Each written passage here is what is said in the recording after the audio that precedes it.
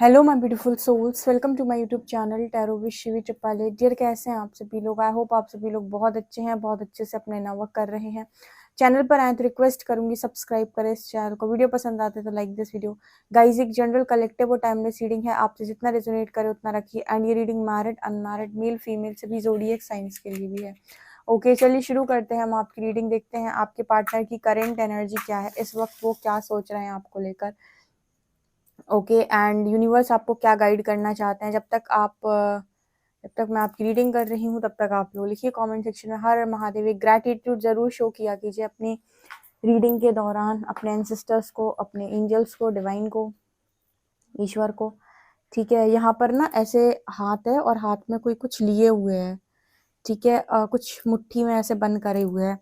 यहाँ पर ना पहला मैसेज मुझे जो मिला है वो कुछ ऐसा है कि किसी इंसान के द्वारा आपको कुछ प्राप्त होना। ठीक है, और यहाँ पर ऐसा भी मैसेज मिल रहा है जो अधूरा है वो पूरा होना।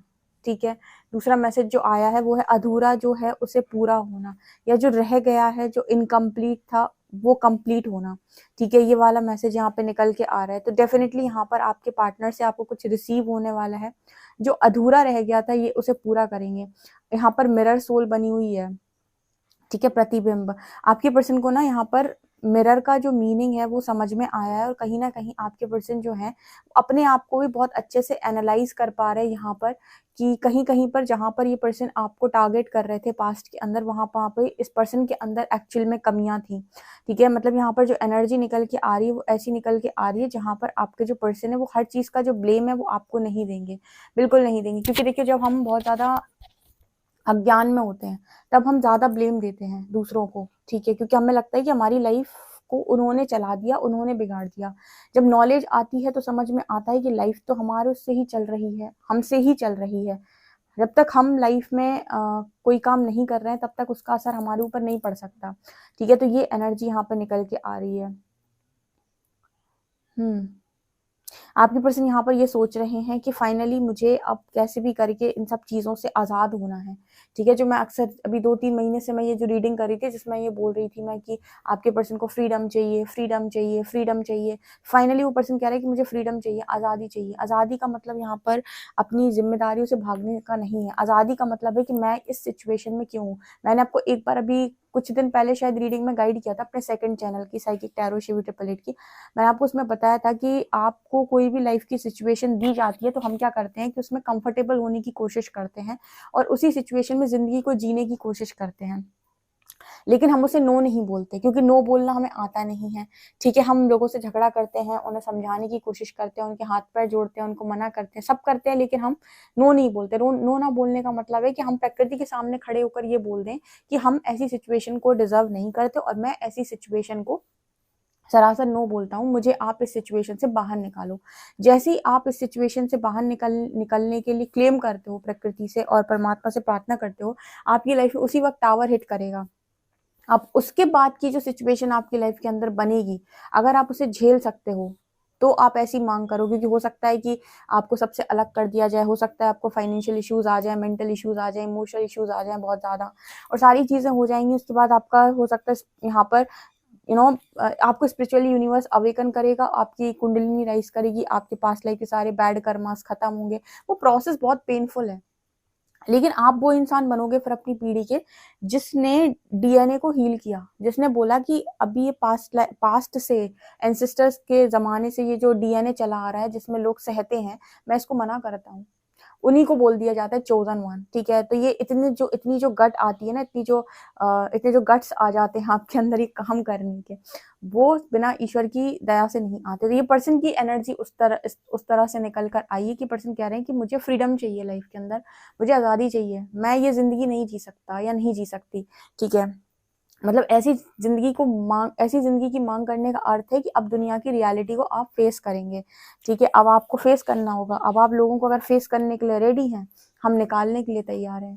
ठीक है, ओशो ने एक बहुत अच्छी बात कही है यहाँ पर कि पूरी जिंदगी इंसान गुलामी करता है, गुलामी की जिंदगी जीता है। अगर तुम कह दोगे कि मुझे गुलाम नहीं बनना, मैं आज़ाद परिंदा हूँ। उसी वक़्त से आपके जीवन में बहुत अजीब-सी घटनाएँ होना शुरू हो जाएँगी और उसके बाद फिर आपको दुनिया को फ़ेस करना होगा।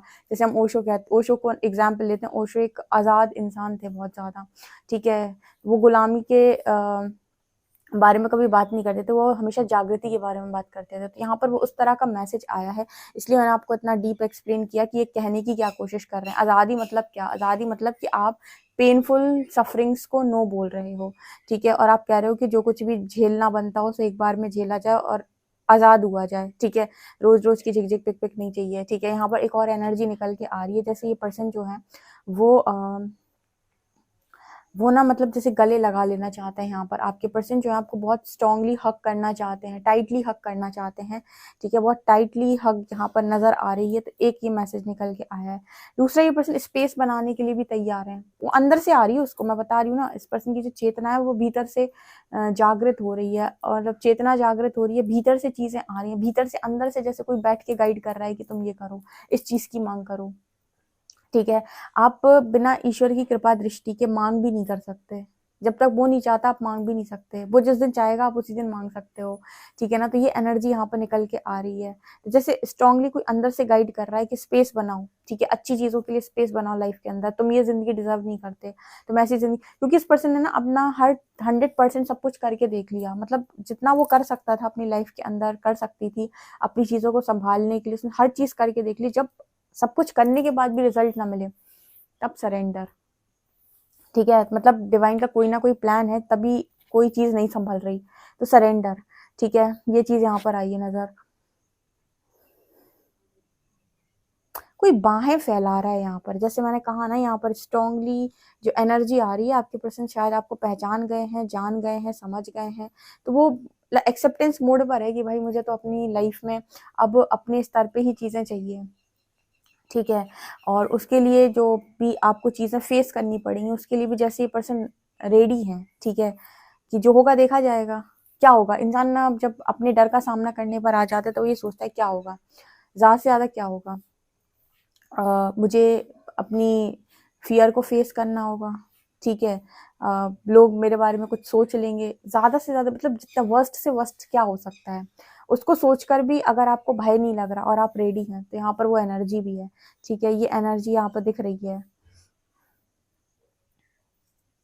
क्योंकि किसी भी सिचुएशन में जब आप डिसीजन लेते हो तो 2 चीज़ें होती हैं, या तो आपके मन की हो जाती है या सब कुछ बिगड़ जाता है। तो अगर आप दोनों में से दोनों चीज़ों के लिए तैयार, जैसे फॉर एग्ज़ाम्पल कोई रिज़ल्ट आने वाला है आपका, अब उस रिज़ल्ट के 2 परिणाम होते हैं, या तो रिज़ल्ट आपके फ़ेवर में आ जाए और आप पास हो जाएँ, या तो रिज़ल्ट में आप फ़ेल हो जाएँ, ठीक है? और आपका सिलेक्शन ना हो।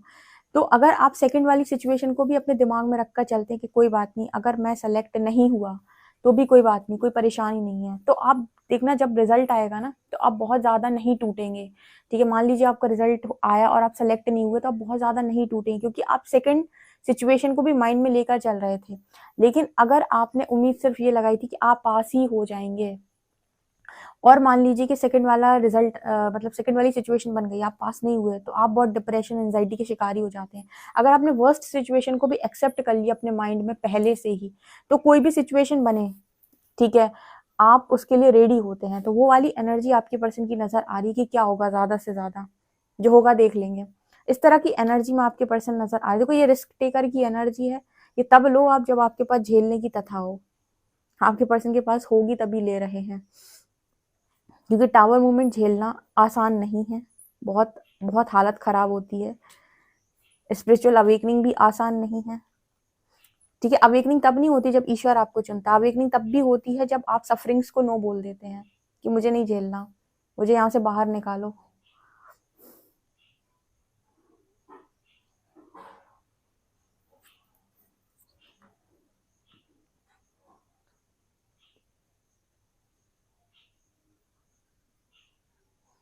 यहाँ पर नाइट ऑफ वॉन्ड्स की एनर्जी है। ये पर्सन बहुत तेज़ी से, मतलब बहुत पैशनेट इस वक़्त एनर्जी है, बहुत तेज़ी से ये पर्सन आपकी तरफ नज़र आ रहे हैं आते हुए, मतलब यहाँ पर कुछ देना चाहता है ये पर्सन आपको, ठीक है? उसके हाथ में कुछ है, कुछ आपको ऑफ़र करना चाहता है, जो इनकम्प्लीट रह गया तो उसे कंप्लीट करना चाहता है, ठीक है? जो अधूरा रह गया तो उसे पूरा करना चाहिए, इसकी ख्वाहिश में नज़र आता है। ख्वाहिश नहीं, एक्चुअली इस पर्सन को लग रहा है कि लाइफ़ में वैसे भी तो चीज़ें इस पर्सन को उस तरीके से नहीं हो रही हैं और ये पर्सन गलत साबित ही हो रहे हैं। तो अब ना इस पर्सन को ऐसा लग रहा है कि मुझे अपने आप को ना गलत साबित करना है, ना सही साबित करना है, मुझे अपना राइट एक्शन लेना है, जैसे जो सोचना है वो सोचे। इस तरह की एनर्जी यहाँ पर है।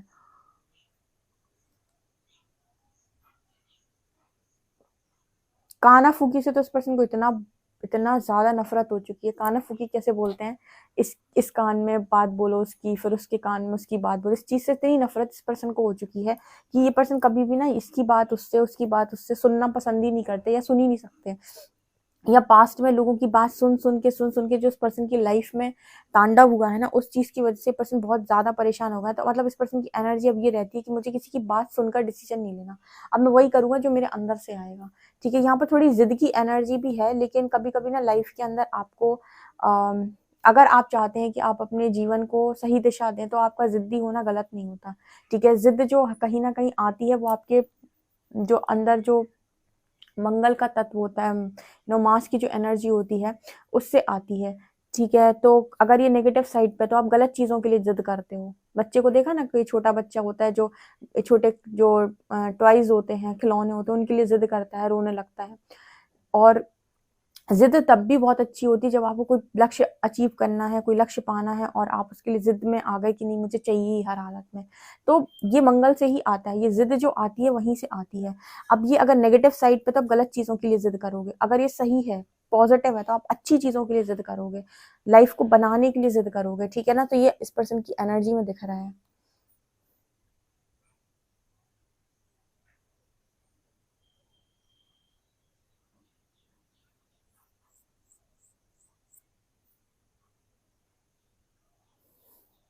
यहाँ पर ना एक एनर्जी आ रही है, मशीन नज़र आ रही है मुझे, मशीन देखी है आपने मशीन? ठीक है, किसी भी तरीके की कोई मशीन, तो मशीन का यहाँ पर मैसेज है कि पर्सन कह रहे हैं कि मैं मशीन की ज़िंदगी नहीं जी सकता, ठीक है? मशीन क्या होती है? बेसिकली वो बेजान होती है, उसको कोई भी मनुष्य चला देता है तो चल जाती है, फिर बंद कर देता है तो बंद हो जाती है। उसको लग रहा है मैं कोई मशीन नहीं हूँ, ठीक है? मैं जीता-जागता इंसान हूँ एक, जीती-जागती इंसान हूँ, मुझे मतलब इस तरीके की चीज़ों से बहुत नफ़रत है, ठीक है? मुझे ऐसा भी लगता है कि पर्सन जो हैं कहीं न कहीं इस पर्सन के पास वो एनर्जी भी है कि ये पर्सन लाइफ के सेकंड साइड को भी हैंडल कर सकते हैं। अगर चीज़ें इनके फ़ेवर में नहीं है, फिर भी इनको है कि ठीक है, मैं देख लूँगा, मैं समझ लूँगा, जो होगा देखा जाएगा। उस तरह की एनर्जी है, लेकिन ना मतलब वो कुछ लोग होते हैं ना जो बर्दाश्त ही नहीं कर सकते कि आप उन्हें कंट्रोल करो। अगर आपने उनकी लाइफ में उनको कंट्रोल करने की कोशिश की, तो बहुत ज़्यादा वो परेशान हो जाते हैं, ठीक है? बहुत सारे ऐसे लोग होते हैं जो कंट्रोल नहीं हो सकते किसी से, ठीक है? मतलब ऐसे लोगों पे आपने देखा होगा, ये ऐसे लोग अकेले भी रहते हैं कई बार, वो इसीलिए भी अकेले रहते हैं कि वो अकेले रह लेंगे, लेकिन वो कंट्रोल नहीं हो सकते किसी से, ठीक है? ऐसे लोग इनर वर्क करें तो शायद बैलेंस हो जाएँ, ठीक है? तो यहाँ पर वो एनर्जी नज़र आ रही है कि आपके जो पर्सन है, इनको लगता है कि मुझे मशीन की तरह ट्रीट मत करो, मैं मशीन नहीं हूँ, ठीक है? मैं ऐसा कुछ वो नहीं हूँ कि मुझे मतलब जैसे आपने सोचा चला दें वैसे चल जाए, वैसे नहीं चल सकता है, ठीक है? मतलब इस पर्सन को बेसिकली एनर्जी इस पर्सन की है कि मैं अपनी मर्ज़ी का मालिक हूँ, मुझे अपनी मर्ज़ी की ज़िंदगी जीने की आदत है।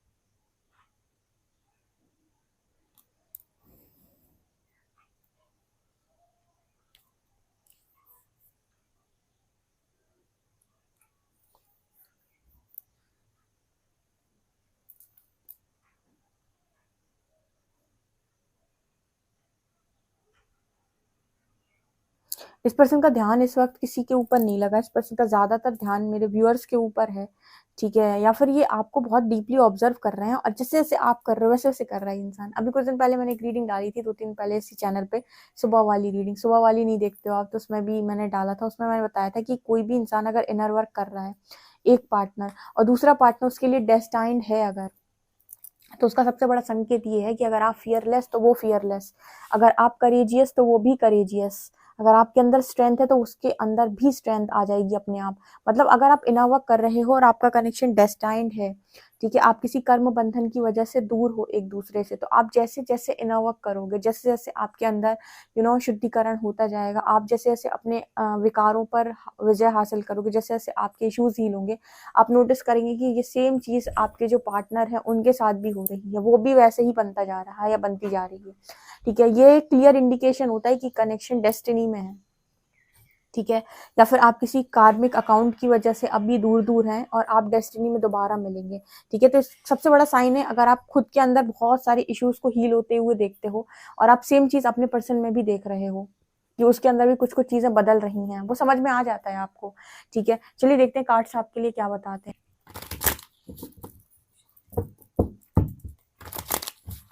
प्लीज गाइड करें एंजल्स, मेरे जो व्यूअर्स उनके पार्टनर्स की करंट एनर्जीज क्या है।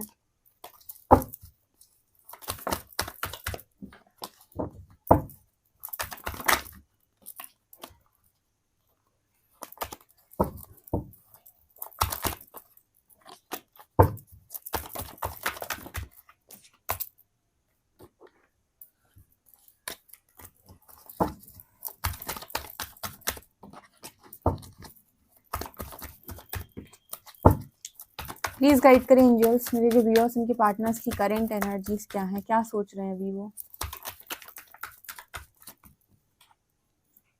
8 of Pentacles, 9 of Wands,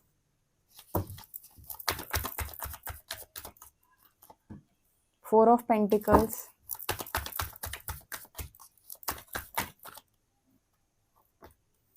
10 of Cups,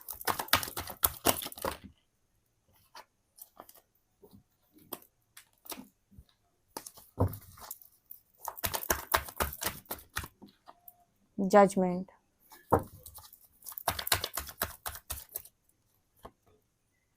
Wheel of Fortune, Strength। इस पर्सन को अभी ना किसी बात का डर नहीं है। ठीक है, मतलब जो भी है खोने पाने का, इस पर्सन को बस इस चीज का डर है कि डिवाइन मेरे फेवर में आ जाए।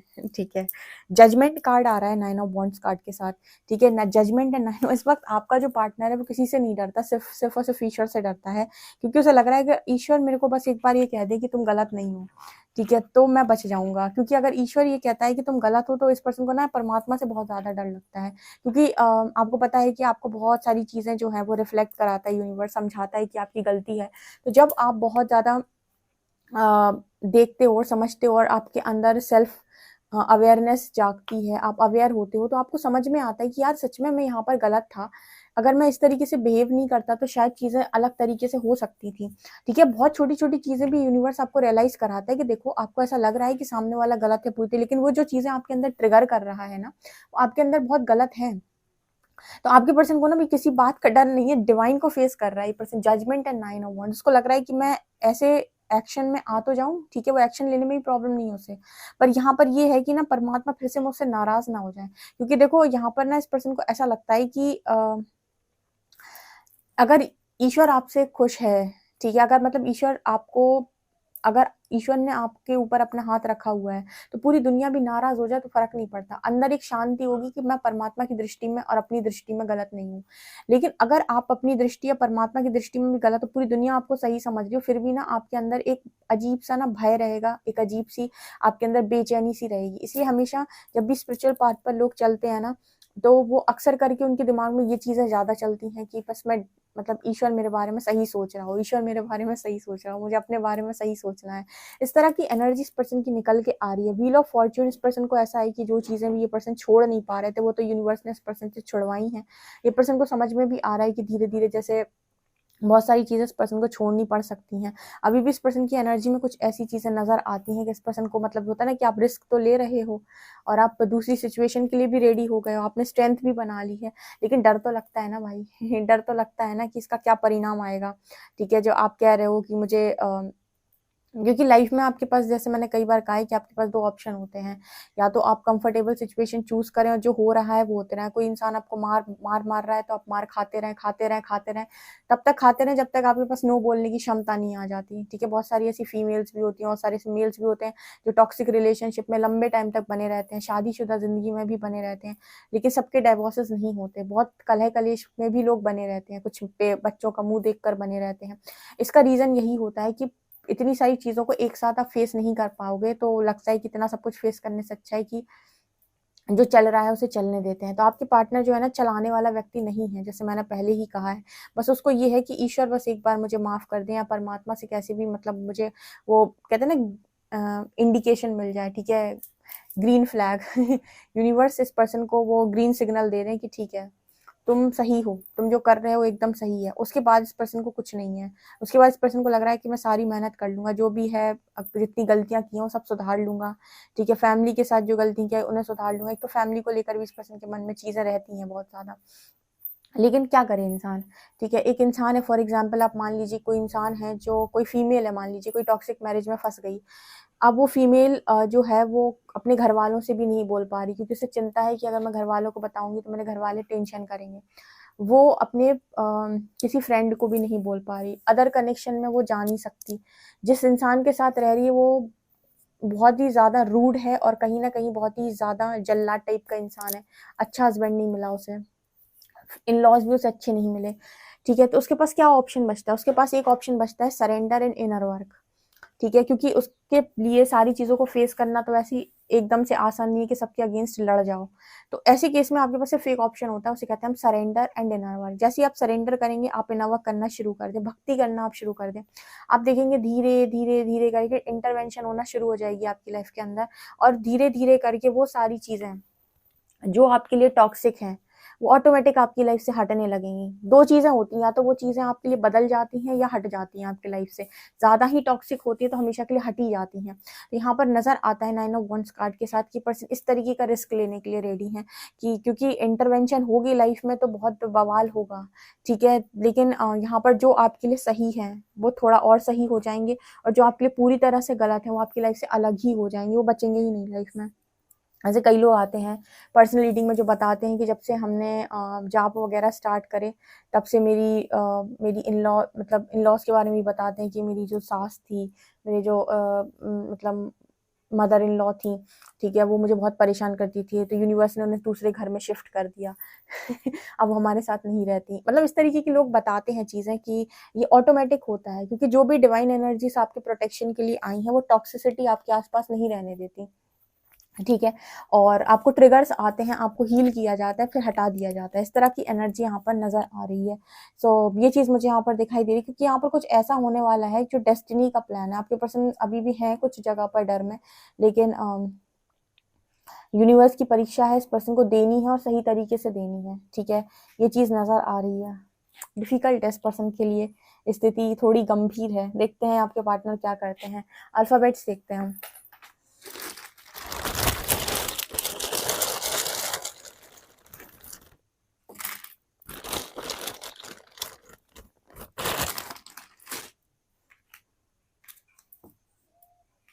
X R